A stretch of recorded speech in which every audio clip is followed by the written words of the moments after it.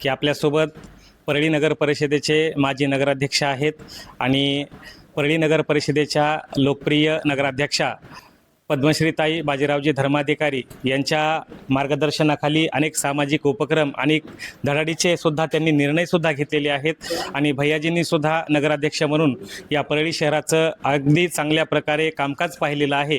आजच्याच दिवशी आपण 2.5 लक्ष वृक्ष लागवडीचा संकल्प जो आहे तो नगरपालिकेअंतर्गत घेतलेला आहे, तर त्याबद्दल आपण काय सांगाल?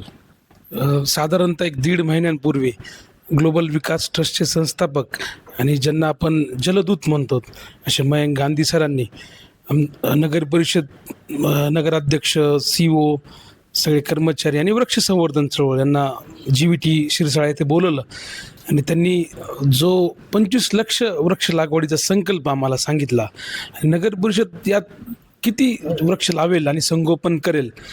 मग आम्ही त्यानंतर कामाला लागलो. सगळे एक टॅगिंग केली, म्हणजे आमची वृक्ष संवर्धनची टीम असेल, आमची नगर परिषदची असेल, परळी शहरातील जे मुख्य रस्ते आहेत, परळीला जोडणारे जे मुख्य रस्ते आहेत, परळीतली जे सार्वजनिक ठिकाणं आहेत, या सगळ्यांची आम्ही जिओ टॅगिंग केली. पण जिओ टॅगिंग करूनसुद्धा 14-15 हजाराच्या वरती हा आकडा जात नव्हता. पण उद्दिष्ट मोठं होतं. मग आम्ही महानिर्मितीला विनंती केली आणि महसूल खात्याला विनंती केली. महानिर्मितीने जवळपास 5 हेक्टर जागा त्यांची स्वमालकीची वृक्ष लागवडीसाठी दिलेली आहे. नगर परिषदेने त्याचं पूर्ण अर्थवर्क पूर्ण केलेलं आहे आणि पुढच्या महिन्यामध्ये त्याचं घनवृक्ष लागवडीचं काम सुरू होणार आहे. त्याचबरोबर जे छोटे छोटे स्पॉट्स होते, विद्यावर्धिनी शाळेच्या समोरचा 30 गुंठे असेल, हे पण आम्ही जिथं 9,000 झाडं बसली, म्हणजे जिथं जिथं झाडं आम्हाला लावता येतील ते काम सुरू आहे. आणि आज परळीमध्ये उत्साहामध्ये परळीकरांनी सहभाग घेतला आणि आजपासून आम्ही वृक्ष लागवड मोहीम सुरू केलेली आहे. आहेत जे लातूरवरून आज विशेष या उपक्रमासाठी उपस्थित झालेले आहेत आणि त्यांचा आजचा सतत अविरत 2610वा दिवस आहे असे आदरणीय डॉक्टर पवनजी लड्डा सर हे ग्लोबल विकास ट्रस्ट लातूरच्या वतीने आपण तिथं लातूरचं प्रतिनिधित्व करता. सर, माझा आपला प्रश्न असा आहे की अविरत आपण एवढं काम करता, तर त्याबद्दल आपण जनतेला काय सांगाल?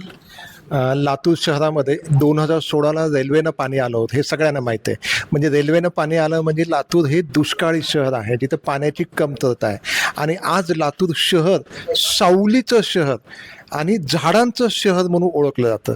म्हणजे मागच्या 10 वर्षामध्ये लातूरमध्ये जो आमूलाग्र बदल झाला आहे तो आमच्या या ग्रीन लातूर वृक्ष फाउंडेशन आणि लातूरचे जे सगळे नागरिक आहेत त्यांनी केलेल्या सांघिक कार्यामुळं हा लातूरमध्ये बदल झालेला आहे. धन्यवाद सर. तर या ठिकाणी पुढचा माझा प्रश्न आहे चेतनजी सौंदळे सरांना. सर, माझा प्रश्न असा आहे तुम्हाला की परळी तालुक्यामध्ये जी वृक्ष संवर्धन चळवळ जी आहे ती राबवली जात आहे आणि आपण तिचं प्रतिनिधित्व करता आणि आपण त्या चळवळीमध्ये प्रतिनिधी म्हणून काम करता, तर पर्यावरणपूरक आपण जनतेला काय संदेश द्याल? द्वादश पंचम ज्योतिर्लिंग प्रबोधिनाथाच्या नगरीला प्रदूषणमुक्त आणि जलयुक्त करण्यासाठी 2019 साली वृक्ष लागवड संवर्धन चळवळ स्थापन झाली आणि त्या चळवळीच्या माध्यमातून त्यावेळेस सिने अभिनेते सयाजी शिंदे सर, अरविंद जगताप सर आणि परळीतल्या सर्व महाविद्यालयीन शाळांचा सहभाग.